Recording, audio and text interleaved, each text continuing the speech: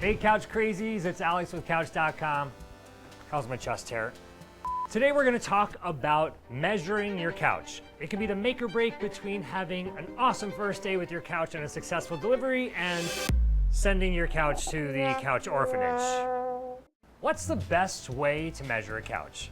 You want to take multiple measurements, not just length and width. You also want to consider depth of the sofa. You want to consider some of the things like the arm height.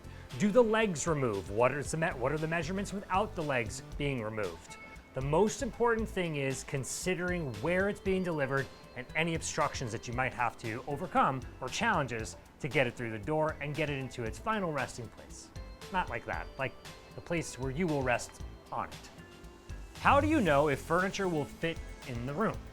Well, that's a great question. And even though it may seem obvious, there is a very, very good tip that we have for you at CouchDotCom, which is take that painter's tape that you have, or they sell it at Home Depot, painter's tape, figure out the measurements of the couch that's being delivered or the couch that you're thinking about. Maybe you're perusing online, you see the dimensions of a sofa, take your tape and use a tape measure and tape it out on the ground. A little bit of extra effort will go a very long way to making sure that you have something that's the perfect size. Using this method, you don't get a three-dimensional view necessarily, but you really get a sense of, oh wow, I don't actually have room for a chaise, or oh wow, we could use a much bigger couch in here. You always want to maximize your space and maximize your seating, and taping something out on the floor is a very good way to do that. What size couch fits through a door? I don't know, a door size one? It's not just the width of the door that needs to be considered, but also the height and also any obstructions on either side. So if you think about it, couches are delivered on their backs. So if you're sitting on a couch, picture yourself falling backwards and facing the ceiling.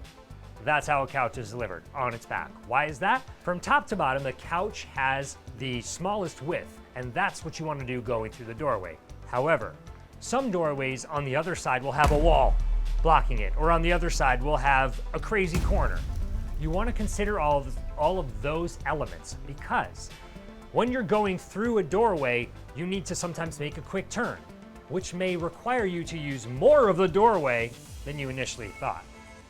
Will a couch fit in an elevator? A lot of people live in apartment buildings. A lot of people have elevators. It certainly seems like a better idea to move a couch into an elevator rather than carrying it up 3 or 4 flights. The fact is, very few couches actually fit inside elevators.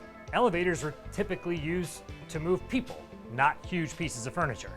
So if you have a love seat or something that's more like people-sized, that's kind of the litmus test for whether or not something's going to easily fit into an elevator. How can you tell if a couch will fit down the stairs? The biggest difficulty when moving pieces of furniture downstairs are some of the low overhangs or tight spaces to fill in, railings that jut out. You really want to consider the journey of the couch down the stairwell, or up the stairwell as it were, and measure the smallest points that it may need to travel through. If it can fit through the smallest points, generally speaking, it can fit through the larger points. The point is, consider all of the obstacles and challenges ahead of time, and you'll save yourself a headache later.